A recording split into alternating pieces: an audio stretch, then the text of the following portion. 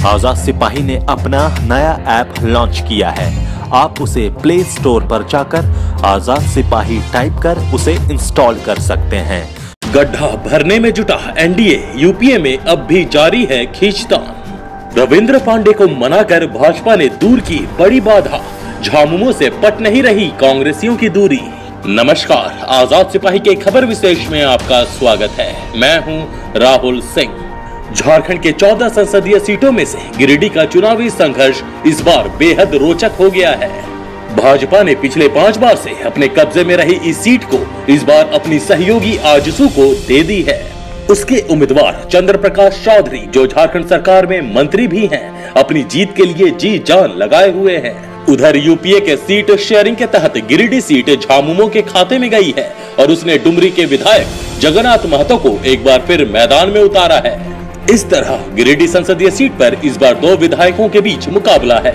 इस मुकाबले के शुरू होने के पहले तक जहां भाजपा के सिटिंग सांसद रविंद्र पांडे अपनी सीट जाने के कारण नाराज चल रहे थे और चुनाव लड़ने की घोषणा कर चंद्र प्रकाश की परेशानी पर बल डाल चुके थे, वहीं यूपीए के खेमे में भी जगन्नाथ महतो के प्रति कांग्रेस और झाविमो असहज थे। घर के भीतर की दूरियों को पाटने में एनडीए ने बढ़त ले ली है, क्योंकि भाजपा में बागी रुख अख्तियार कर चुके रविंद्र पांडे ने जहां चंद्र प्रकाश चौधरी के पक्ष में चुनाव नहीं लड़ने का ऐलान कर दिया है, वहीं विधायक ढुल्लू महतो भी नरम पड़ गए हैं। इसके विपरीत कांग्रेस अब भी झामुमो प्रत्याशी जगन्नाथ महतो से दूरियां बनाकर चल रही है। गिरिडीह सीट के इस नए समीकरण पर पेश है आजाद सिपाही पॉलिटिकल ब्यूरो की विशेष रिपोर्ट।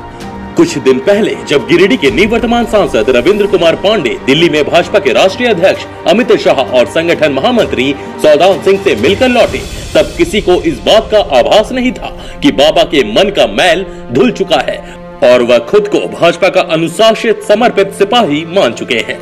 इससे पहले उन्होंने बहुजन समाज पार्टी के हाथी की सवारी करने की घोषणा कर दी थी, लेकिन अचानक ही उन्होंने गिरिडीह से एनडीए के प्रत्याशी चंद्र प्रकाश चौधरी के समर्थन में चुनाव नहीं लड़ने का ऐलान कर दिया।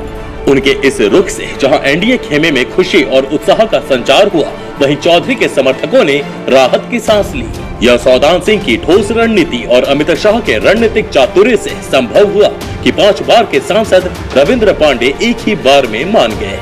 गिरिडीह संसदीय सीट पर इस बार झारखंड के 2 विधायकों के बीच मुकाबला है। यहाँ 12 मई को मतदान होगा। गिरिडीह के अखाड़े में एनडीए की ओर से आजसू के चंद्र प्रकाश चौधरी ताल ठोक रहे हैं, तो यूपीए खेमे से झामुमो के डुमरी विधायक जगन्नाथ महतो उन्हें चुनौती दे रहे हैं।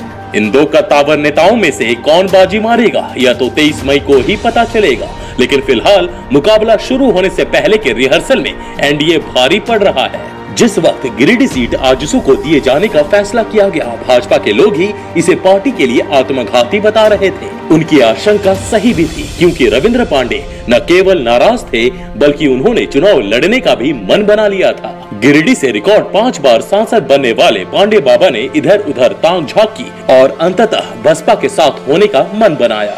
उसी समय अमित शाह सक्रिय हुए और उन्होंने पहले भाजपा के प्रदेश अध्यक्ष लक्ष्मण गिलुआ और मुख्यमंत्री रघुवर दास को पांडे बाबा के गुस्से को शांत करने की जिम्मेदारी सौंपी। इन दोनों नेताओं से बात नहीं बनी, पांडे बाबा अड़े रहे। तब सौदान सिंह ने उन्हें दिल्ली बुलाया और उनकी व्यथा सुनी। उन्हें उनके राजनीतिक भविष्य के बारे में आश्वस्त किया गया। फिर पार्टी अध्यक्ष ने उनसे बात की और वह मान गए। एनडीए खेमे में उत्साह जगा और चंद्र प्रकाश ने राहत महसूस की। इसके विपरीत यूपीए खेमे की एकता में अब भी बाधाएं हैं। झामुमो उम्मीदवार जगन्नाथ महतो के प्रति कांग्रेस और झाविमो ने एकता तो प्रदर्शित की है, लेकिन अंदरूनी तौर पर ऐसा नहीं है। गिरिडीह संसदीय क्षेत्र के अधीन आने वाले बेरमो विधानसभा क्षेत्र के कांग्रेसी अब तक 2012 की 15 फरवरी का वह मंजर नहीं भूल सके हैं, जब जगन्नाथ महतो ने अपने समर्थकों के साथ कद्दावर कांग्रेसी और इंटक नेता राजेंद्र सिंह के घर पर चढ़ाई की थी। उस दिन जगन्नाथ महतो के समर्थकों ने फुसरो स्थित राजेंद्र सिंह के आवास पर जमकर रोड़ेबाजी की थी। हालांकि उस घटना को भुलाकर राजेंद्र सिंह ने सार्वजनिक तौर पर जगन्नाथ महतो की जीत के लिए काम करने की घोषणा की है, लेकिन उनके समर्थक और बेरमो के लोग अब भी महतो से दूरी बनाए हुए हैं। इसका परिणाम यह हुआ कि महतो का अधिकांश समय अभी उन कांग्रेसियों को साथ लाने की कोशिश में बीत रहा है। इसका असर उनके प्रचार अभियान पर भी पड़ रहा है। इस अभियान में झामुमो के कई अन्य नेताओं को भी लगाया गया है। कांग्रेस के प्रदेश स्तरीय नेता भी हतोत्साहित कांग्रेसियों को समझाने बुझाने में लगे हुए हैं, लेकिन बात बनती नजर नहीं आ रही है। इस तरह यह साफ हो गया है कि गिरिडीह की लड़ाई इस बार रोचक होगी। यहाँ चुनावी प्रक्रिया मंगलवार से शुरू हो गई है, लेकिन अब तक किसी ने नामांकन दाखिल नहीं किया है। इधर नामांकन दाखिल करने से पहले चंद्र प्रकाश पूरे संसदीय क्षेत्र का एक दौरा खत्म कर चुके हैं। आजसू की आक्रामक प्रचार शैली और भाजपा की रणनीति के सहारे उन्होंने बढ़त तो बनाई है, लेकिन उनकी राह इतनी आसान भी नहीं है।